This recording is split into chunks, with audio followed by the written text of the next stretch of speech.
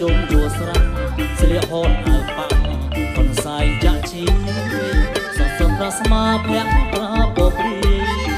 សតសតប្រស្មាភ័ក្រក្រាបព្រីរះទាំងរស់រីនីងជារំពងរះទាំងរស់រីនីងជារំពងសម្រាប់ស្រីខ្មែរនេះខាងកំជុំទឹកកកប្រពំរំផាយលំអងបើសិនកំឡុងត្រែងត្រង់ប៉ុនប៉ងបើសិនកំឡុងត្រែងត្រង់ប៉ុនប៉ងទឹកខងបំណអងមិនចាក់តងឡើយទឹកខងបំណអងមិនចាក់តងឡើយសុខសោសាទេតា